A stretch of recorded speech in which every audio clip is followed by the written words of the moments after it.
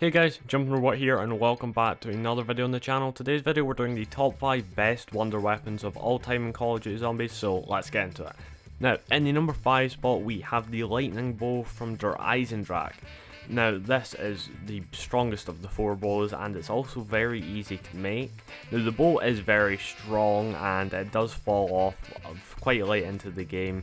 Its uncharged shot is pretty weak, however its charged shot is where this weapon really shines.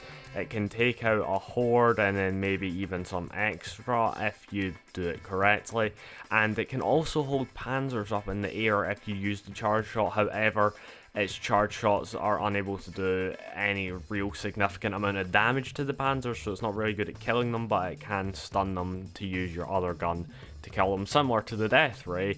But it does fall off, but it is quite late, so that's why it's one of the best, and that's why it's in the number 5 spot. Now, in the number 4 spot, we have the Sliquifier. Now, I am talking about the post-patch Sliquifier. If I was talking about the pre-patch one, that would be number 1 by far, because that shit was insane. Now, the thing that makes the Sliquifier so great is it is the only weapon that can actually create chain kills. So if one zombie slips in it and then more and more just do that, and then it keeps the thing going. So you can sort of end some of the earlier rounds with only one shot. Before patch, you could end entire rounds late game as well, but now you can't do it as long as you could. And it is actually free to make. You do not need to get it from the box. You can actually just build out a scrap that you find on the ground on Die Rise, which is pretty cool. It's like kind of a homemade wonder weapon. And it does fall off around about the hundreds, and then it starts taking multiple shots to kill zombies, so it does kind of drop a little bit. However, it does still kill very well, and it can chain off of zombies, which makes it a very powerful zombie killing machine, so that's why it's in number 4 spot. Now, in the number 3 spot, we have the Wave Gun. Now, the Wave Gun is only been featured on Moon, and it's overall pretty powerful, and I'm also including the dual wield zap guns in this because it's technically one sort of weapon that all goes together. So in its zap guns form, it is 2 sort of ray gun like things that shoot these beams, and when it connects with a zombie, it insta kills the zombie, and it will always insta kill them. However, it can only kill one zombie per shot, and late game it really doesn't make a dent in how many zombies there's going to be, so it's not really useful.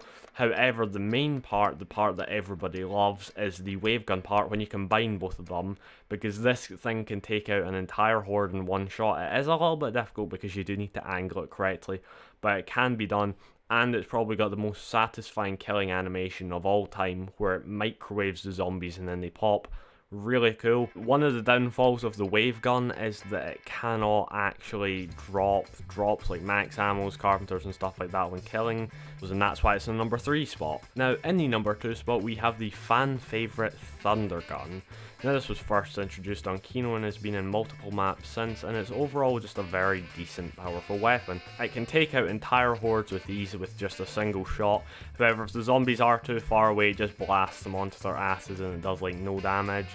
But it is easier to kill an entire horde with one shot than it is to do on the wave gun, so it is a bit better on that aspect.